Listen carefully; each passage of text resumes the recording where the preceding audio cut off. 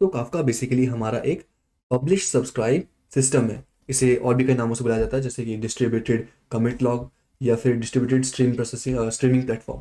Okay, streaming platform इसलिए because ये streaming processes को बहुत ज़्यादा एफिशिएंटली हैंडल करने में हेल्प करता है।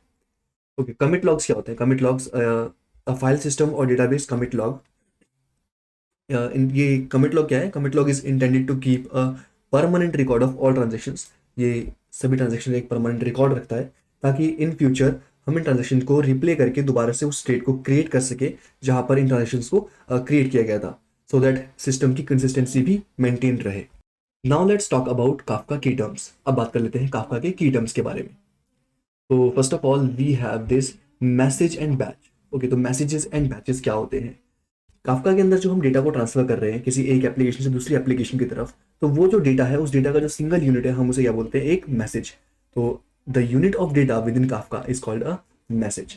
It is simply an array of bytes. या फिर और आसान भाषा में कहें तो काफका के लिए, हमारे लिए तो वो एक मैसेज है या फिर डेटा है, पर काफका के लिए वो क्या है? काफका के लिए वो कुछ नहीं है, बस एक एरे है बाइट्स की। उसके पास एक एरे है बाइट्स की। ओके, और जब हम इन मैसेजेस को कलेक्ट करते हैं, एक ग्रुप में बना देते हैं, तो अ बैच, जब हम इसे बैचिफाई कर देते हैं या फिर इसके बैचेस क्रिएट कर देते हैं, then a batch is just a collection of messages. Batch क्या है? एक कलेक्शन है मैसेज का, and all of which are being produced to the same topic and partition. तो टॉपिक एंड पार्टीशन को अभी हम आगे डिस्कस करने वाले हैं क्या होता है। अभी के लिए ये ध्यान रखिए कि जो बैच है वो किसी एक पर्टिकुलर टॉपिक या पार्टीशन को रेफर कर रहा होता है। देन स्कीमास क्या है? Okay, schema are another important terms, because जब हम किसी एप्लीकेशन में मैसेज को सेंड कर रहे हैं, तो हो सकता है कि एक एप्लीकेशन जो मैसेज को एक्सेप्ट करती है उसका फॉर्मेट या टाइप या फिर वे ऑफ एक्सेप्टिंग किसी दूसरी एप्लीकेशन से अलग हो सकता है। तो एक जनरलाइज स्कीमा होना एक बहुत ही इंपॉर्टेंट चीज़ है। तो हमारे लिए बेसिकली इंपॉर्टेंट है कि एक प्रेफर्ड या एक जनरलाइज स्कीमा अवेलेबल हो। It is advise that the message content be given more structure. Okay, और schema in order to make it easier to understand. हर मैसेज का अपना एक स्कीमा होना चाहिए ताकि वो जनरली एक्सेप्टेबल हो और उसे समझा जा सके इजिली। ओके, मैसेज स्कीमा की कई सारी वैरायटीज हो सकती है। ऑब्वियसली जो आपके एप्लीकेशन है, मल्टीपल एप्लीकेशन है, तो हर एप्लीकेशन की अलग अलग रिक्वायरमेंट होती है। उन रिक्वायरमेंट्स के अकॉर्डिंग किसी भी मैसेज स्कीमा की अलग अलग वैरायटीज हो सकती है। ओके, अब बात कर लेते हैं टॉपिक्स एंड पार्टीशंस के बारे में। तो टॉपिक्स एंड पार्टीशंस क्या है? जैसे कि हमारा एक क्लस्टर है। ओके, लेट्स से हमारे पास कुछ ब्रोकर है। लेट्स से हमारा एक ब्रोकर है। ब्रोकर जानते हैं क्या होता है? ब्रोकर जो एक सर्वर जो मैसेज को स्टोर कर रहा है। ओके, जैसे कि हम आगे वीडियो में बात करेंगे, सो वहीं पे हम कवर कर लेंगे क्लस्टर्स को। हमारा एक ब्रोकर है। अब इस ब्रोकर ने मल्टीपल एप्लीकेशन से इनपुट लिया, तो उन एप्लीकेशन को किस तरह से ये स्टोर करेगा? तो ये क्या करेगा ना, एक टॉपिक क्रिएट कर देता है। इनफैक्ट मल्टीपल टॉपिक्स क्रिएट करता है, रिक्वायरमेंट्स के अकॉर्डिंग मल्टीपल टॉपिक्स क्रिएट करता है, और हर एक टॉपिक के कुछ पार्टीशंस होते हैं। तो पार्टीशंस क्या है? एक टॉपिक के अंदर क्रिएट हुए हुए नए sections. Topics are used to categorise messages in Kafka. A database table और a folder in a file system are the best analogies for topic. तो टॉपिक्स को हम कैसे समझ सकते हैं कि लेट्स से मेरे पास लॉग फाइल है, ऑडियो फाइल्स है, वीडियो फाइल्स है, तो मैं इनको अलग अलग फोल्डर में डाल सकता हूँ। एक ऑडियो नाम का फोल्डर, एक वीडियो नाम का फोल्डर, एक इमेजेस नाम का फोल्डर।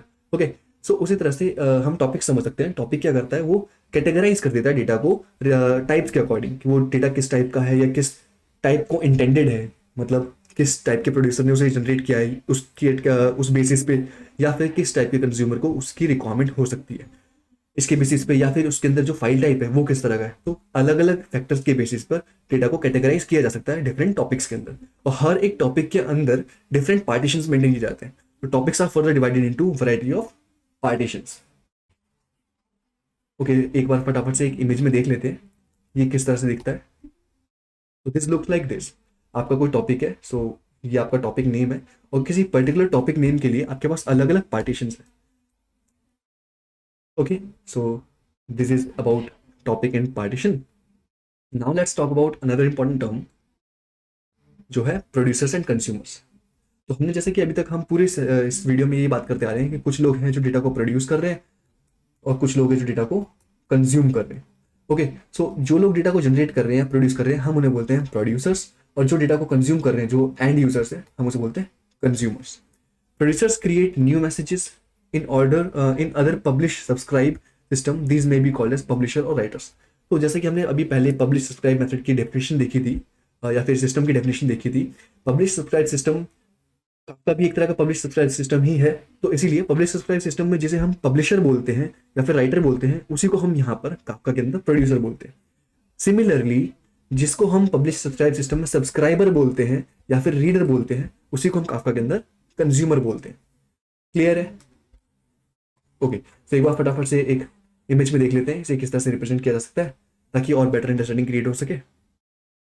तो ये जैसे हमारे पास एक इमेज है, ये हमारा कंज्यूमर ग्रुप है and it is accessing data as per the topic. जैसे कि इस कंज्यूमर को, ये कंज्यूमर का ग्रुप है जिस ग्रुप को इस पर्टिकुलर टॉपिक का डेटा चाहिए। तो इस कंज्यूमर ग्रुप के अंदर अलग अलग कंज्यूमर हो सकते हैं। जैसे लेट्स से ये वाला कंज्यूमर है, इस कंज्यूमर को इस पर्टिकुलर पार्टीशन का डेटा चाहिए, या इस कंज्यूमर को इस पर्टिकुलर पार्टीशन का डेटा चाहिए, और इन पर्टिकुलर पार्टीशन के अंदर भी कौन से वाले पार्ट में डेटा चाहिए, जैसे इसको इस वाले पार्ट में डेटा चाहिए या इस वाले पार्ट का डेटा चाहिए। तो इस तरह से आपका डेटा डिवाइडेड होता है। तो जिस भी कंज्यूमर को जिस तरह की रिक्वायरमेंट होगी वो उस तरह से क्वेरी रेज कर सकता है कि मुझे इस तरह का डेटा चाहिए, और उसे वो डेटा प्रोवाइड किया जाएगा।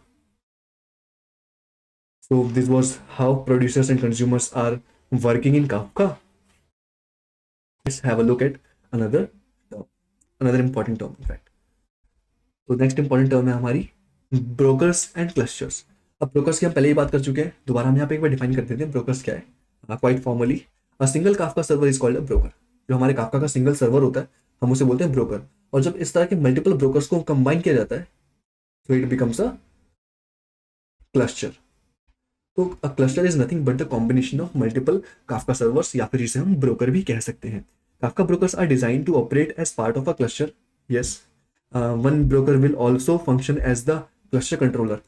ये एक इंपॉर्टेंट चीज है। हमारे पास जो एक्टिव ब्रोकर्स होते हैं, उन एक्टिव ब्रोकर्स में से किसी एक ब्रोकर को क्लस्टर कंट्रोलर बनाया जाता है। क्लस्टर कंट्रोलर क्या करता है, वो जनरली कंट्रोल कर रहा होता है कि जो टास्क है वो किस तरह से अलग अलग ब्रोकर्स में डिवाइड होंगे। इसी तरह से हमारा एक लीडर होता है, partition leader.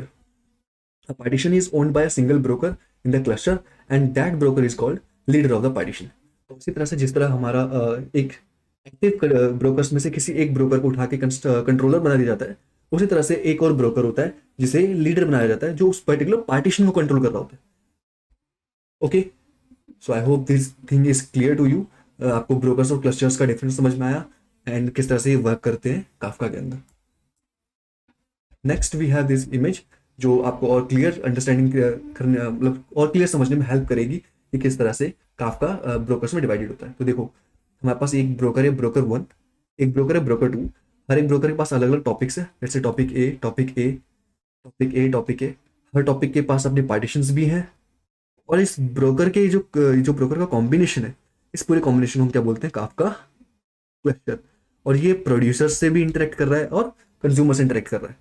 बेसिकली प्रोड्यूसर इसे कुछ डेटा दे रहा है जो ये इनपुट में ले रहा है, एंड कंज्यूमर की क्वेरी के अकॉर्डिंग ये उन्हें डेटा प्रोवाइड कर रहा है। So this is the whole work flow of Kafka. Kafka कैसे वर्क करता है, तो इस सिंगल डायग्राम में या फिर सिंगल इमेज में हम कंप्लीट काफका वर्क फ्लो या फिर यूं कहें काफका आर्किटेक्चर को देख सकते हैं कि किस तरह से काफका के अंदर डिफरेंट एंटिटीज कंबाइनली वर्क कर रही है। तो यहाँ पर हम प्रोड्यूसर्स देख सकते हैं, कंज्यूमर्स देख सकते हैं, ब्रोकर देख सकते हैं, topics, partition, in fact, cluster.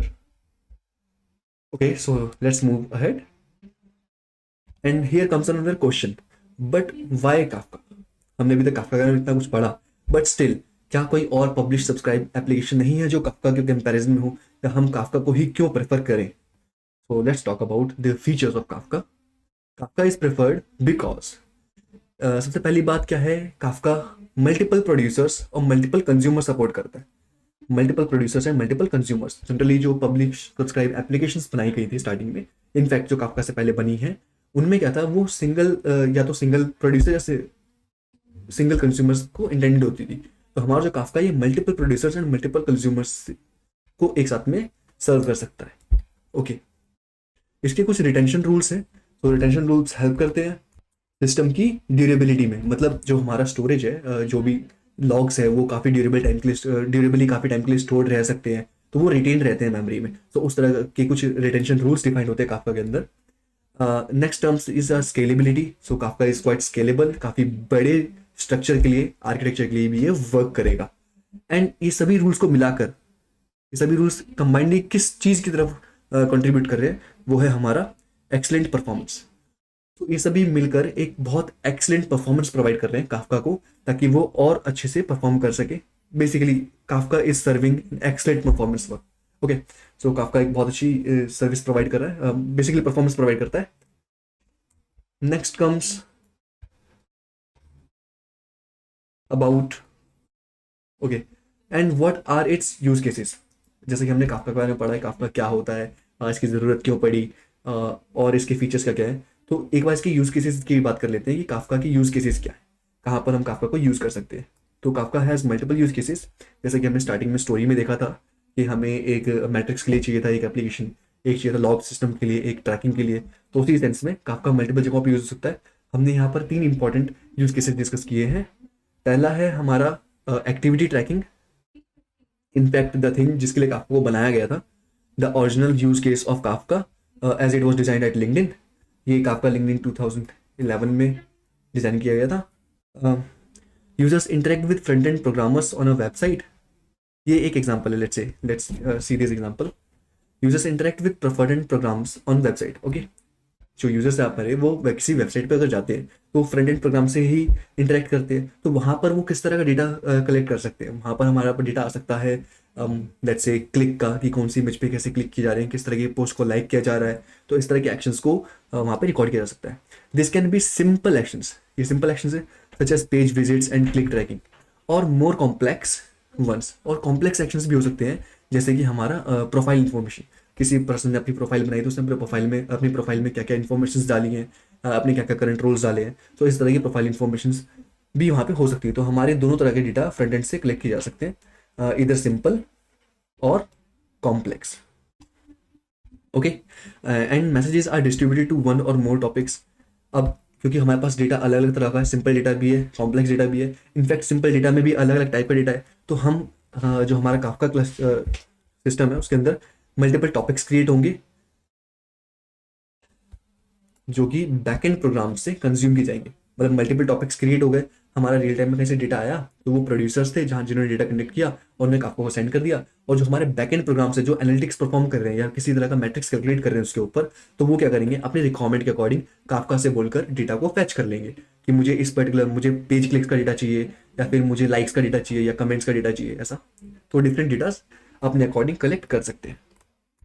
Next is our messaging. तो अब बात करते हैं मैसेजिंग के बारे में कि जो काफका है उसका यूज़ मैसेजिंग में भी हो सकता है।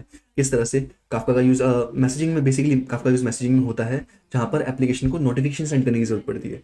जैसे कि यूज़र को लाइक की नोटिफिकेशन चाहिए आपके फ़ोन पे, किसी ने आपके कमेंट पे लाइक किया या आपकी पोस्ट पे लाइक किया, अब ये फ़ोन पे एक नोटिफिकेशन आती है कि some this person has liked your post और कमेंट, और आपकी इतनी रीच है। तो जो रियल टाइम नोटिफिकेशन है उनको मैनेज करने में भी काफका बहुत हेल्प करता है। अब किस तरह से हेल्प कर सकता है, तो ये 3 पॉइंट्स हैं। पहला तो फॉर्मेटिंग, मैसेज को किस तरह से फॉर्मेट करना चाहिए या किस तरह से डेकोरेट करना चाहिए उसके लिए। फिर collecting multiple messages into single notification to be sent. तो मल्टीपल नोटिफिकेशन, जैसे आपके पास बहुत सारे प्रोफाइल व्यूज़ हैं कि आपकी प्रोफाइल पे इतने इतने लोगों ने व्यू किया है, तो एक सिंगल मैसेज ड्राफ्ट करना ताकि वो मल्टीपल मैसेजेस को कनेक्ट कर सके बाद में। और यूज़र के प्रेफरेंसेस को ध्यान में रखना कि यूज़र क्या सच में उस तरह की नोटिफिकेशन को प्रेफर करता है या नहीं। तो इन सब चीज़ों को मेंटेन करने के लिए भी काफका का यूज़ किया जा सकता है। Next comes our stream processing. तो स्ट्रीम प्रोसेसिंग जैसा कि हमने बात करी थी स्टार्टिंग में भी, स्ट्रीम प्रोसेसिंग बहुत इंपॉर्टेंट है। इनफैक्ट ये हेल्प करता है रियल टाइम मॉनिटरिंग में, रियल टाइम मॉनिटरिंग। तो स्ट्रीम प्रोसेसिंग हेल्प करता है रियल टाइम मॉनिटरिंग में। मतलब एक पाइपलाइन क्रिएटेड है, रियल टाइम में डेटा आ रहा है एंड फ्लो हो रहा है, और उसी के ऊपर आप मॉनिटरिंग परफॉर्म कर रहे हो।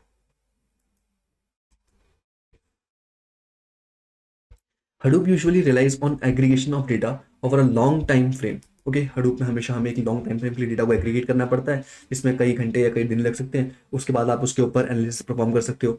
बट जो स्ट्रीम प्रोसेसिंग है ये काम हेल्पफुल है क्योंकि आप इसमें रियल टाइम डेटा के साथ काम कर रहे होते हो। इनफैक्ट ये जो चीज़ें हैं यहाँ पे आई कैसे एक मैप रिड्यूस का पॉइंट जरूर होना चाहिए, क्योंकि काफका क्या है उस पार्ट को भी रिड्यूस कर रहा है। जो मैप रिड्यूस है उसके अंदर भी प्रोसेसिंग टाइम होता है, तो उस प्रोसेसिंग टाइम को भी काफका जो है बहुत कम कर देता है। Okay, so these were the 3 important use cases or most frequent use cases of Kafka. ओके, सो अब तक हम कवर कर चुके हैं काफका के बारे में। काफका क्या है, उसका वो क्यों आया एग्जिस्टेंस में, उसने क्या क्या प्रॉब्लम्स को सॉल्व किया, उसके क्या फीचर्स हो सकते हैं। So all this topics have been covered in this video. So this was all for this video. मिलते हैं अगले इंटरेस्टिंग वीडियो में। Have a good day.